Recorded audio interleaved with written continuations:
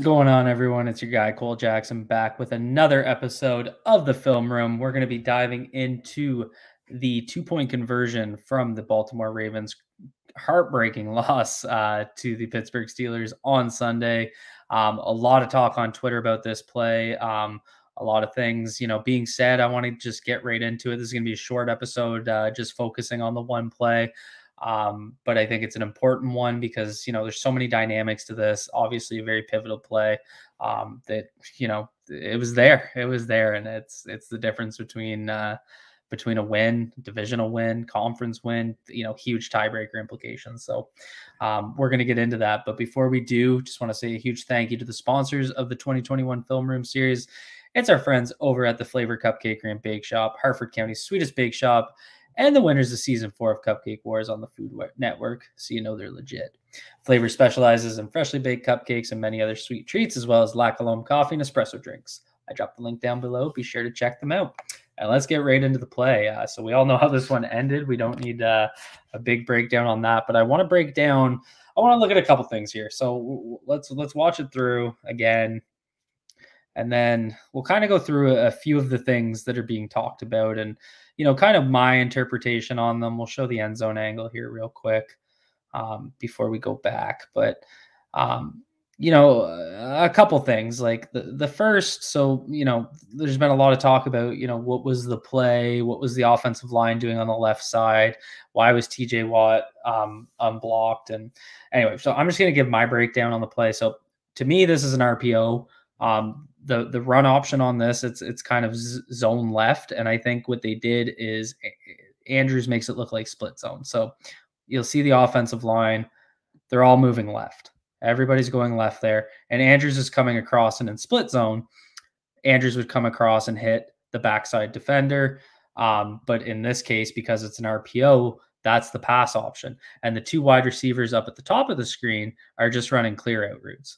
It almost looks like a boot, like it's a boot action where this guy's going to leak out. And that's kind of why I think it looks like split zone, because the tight end's going to come across, everybody goes left, he comes right, and he just goes into that open space. And so, part of I guess the question is, and the question that's being discussed is, why would you leave TJ Watt unblocked? And I think you could have run this play to the either side. Watch both D ends. Both D ends come up guns a-blazing at the mesh point. See, they're both coming upfield. They're step for step. The difference is the run fake comes to the left versus coming to the right. And so you see that edge defender break down and take on, and then, the running back goes into a pass block. So, would it have made sense to do it to the other way?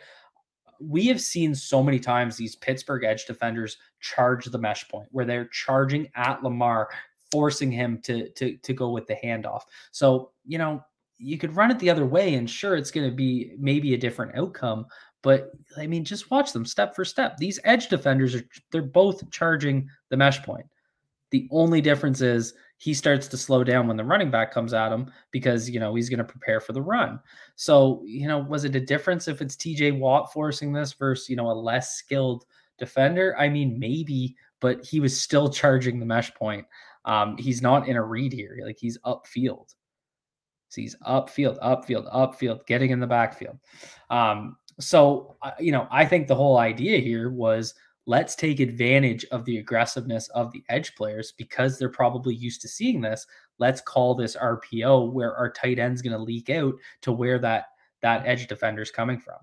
And we can see a good example here. So you can see, and there was a lot of talk about the pile up here. You're going to see Villanueva take inside leverage on Hayward, and Hayward just snatches him down, and it forces Powers to fall over. So he's got inside leverage, and and Powers ends up on top. Those, everyone was there was a screenshot that had the four linemen. It would have been like roughly here where they're all kind of on top of one another.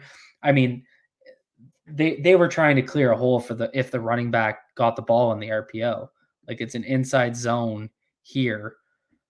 And that would have been eaten up anyway. But I think the whole intention here was to open up that play right here to into the empty space. So, I mean, let's look at the alternatives. People are talking about, TJ Watt being unblocked. So, what do you think happens here if Tyree Phillips, instead of run blocking left, kicks out to TJ Watt? So he's going to kick step out to here and start to block him. But then look where Andrews is running. It's right into there. So if he's now being pass blocked here, because that's what people are saying, why was he unblocked?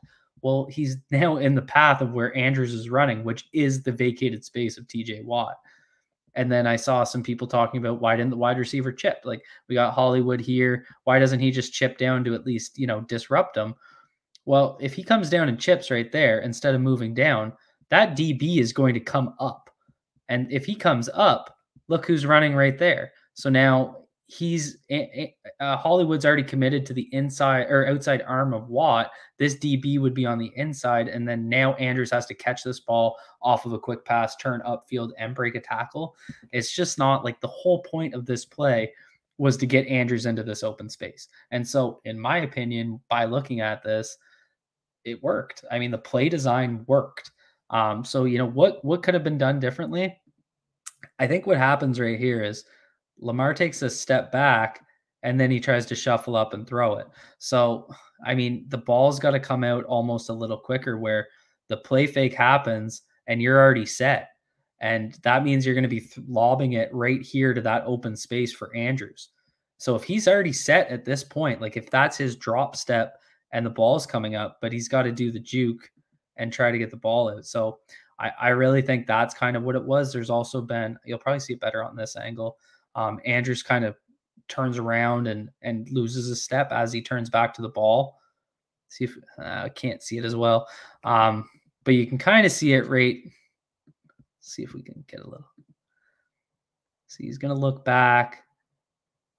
So, I mean, that one's it's tough from that angle to kind of see that, but you get the idea. It's, it's not ideal, but I mean, in terms of the play design, I think it absolutely works. Watt's going to come upfield. Andrews is going to leak out.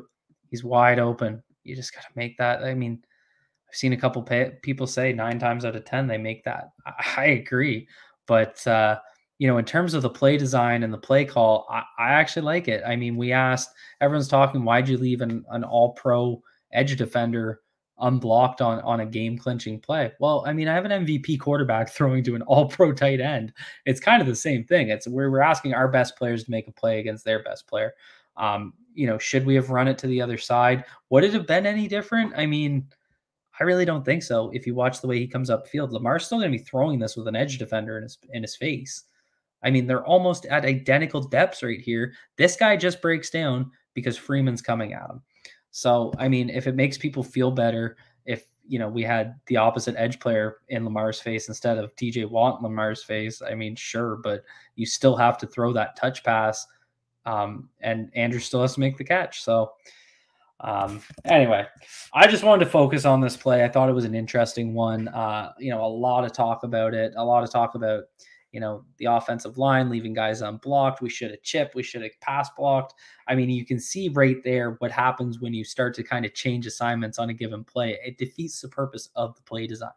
So that's all I have for you guys today. Let me know what you guys think below. I'm always looking for your feedback, what you guys thought. I know some of you disagree with me. That's cool. I want to hear it. Drop your feedback down below. Be good to yourselves. Be good to each other. Peace out.